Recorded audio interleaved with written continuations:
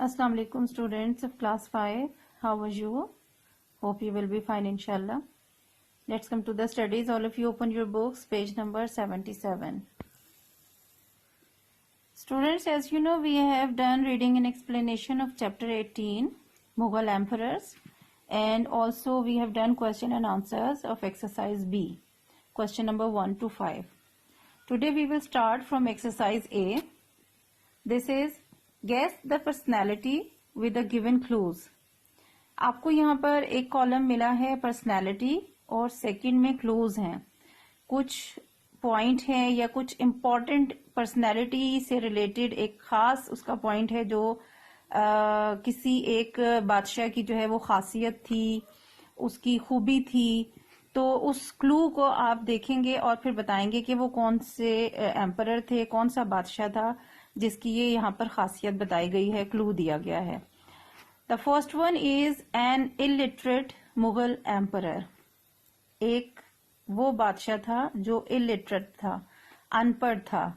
आपको मैंने हर एक एम्परर के बारे में डिटेल से पढ़ाया है, यकीनन आपको याद होगा जी. ये कौन सा था बादशाह? बिल्कुल, दिस इज अकबर. ये एम्परर अकबर था. ठीक है जी. The second one is loved to build beautiful buildings. ये एक बादशाह था, मुगल बादशाह, जिसको और भी बहुत सारी खूबियां थी उसकी, लेकिन उसके साथ साथ उसके अंदर जो है खूबी ये थी कि उसे बहुत ज्यादा खूबसूरत इमारतें बनाने का शौक था, उसे पसंद था. यकीनन आपको मालूम होगा, आपको टेक्स्ट में से मिल जाएगा. This is Shahjahan. Shahjahan. Next one is the founder of the Mughal empire. ये तो यकीनन आपको मालूम होना चाहिए, मुगल सल्तनत का आगाज जिस बादशाह से, जिस एम्परर से हुआ था, वो कौन था? जी हाँ, Babur. Fourth one is defeated by Sher Shah Suri. Mughal बादशाह था और उसे जो अफगान रूलर था शेर शाह सूरी, उसने शिकस्त दी थी और मुगल सल्तनत पर हुकूमत की थी.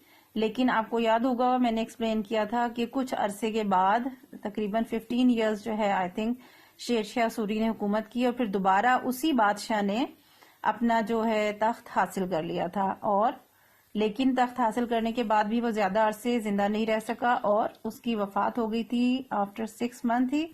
और किस तरह वफात हुई थी कि वो लाइब्रेरी की सीढ़ियों से गिर गया था. मैंने सारी ही डिटेल आपको बता दी है. कौन था? हुमायूं. नेक्स्ट है built the Badshahi mosque in Lahore. ये भी बादशाह बहुत ज्यादा फेमस था, बिल्डिंग्स बनाने में बहुत शौक था, इमारतों का, आर्किटेक्चर से बहुत ज्यादा उसको इंटरेस्ट था. और खास तौर पे जो उसकी मशहूर इमारतें हैं उनमें एक एग्जाम्पल जो है बादशाही मस्जिद है जो लाहौर की है. मैंने आपको कहा था कि आप विजिट जरूर करना. जी बिल्कुल, ये है Aurangzeb. And the last one is great lover of nature. Nature को, कुदरत की निशानियों को, कुदरत की बनाई हुई चीजों से बहुत ज्यादा मोहब्बत करने वाला ये बादशाह था और इसका नाम है जहांगीर. ठीक है जी. इसी तरह से आपने ये बुक पे कंप्लीट करना है और क्लूज को जहन में रख के जरूर पर्सनैलिटी को पहचाने. इसके बाद आपकी एक्सरसाइज है सी. ये आपको मैं क्रिएटिव वर्क के लिए दे रही हूँ. Collect the pictures of Mughal emperors and the historical places build by them in the sub continent. Against picture of each emperor paste the pictures of the places build by him. Display this work in the class. ये आपकी class में जरूर आपको इंशाल्लाह time मिलेगा. जब regular classes शुरू होंगी आपने एक चार्ट लेना है, मुगल एम्परर्स की जो पिक्चर्स हैं वो आपने लेनी है और इसके साथ साथ जो बिल्डिंग्स खास तौर पे उन्होंने बनाई हैं, ये आपको बुक में भी ये नजर आ रही होंगी. ये जो है हुमायूं ने, दिल्ली में जो हुमायूं का ये मकबरा है.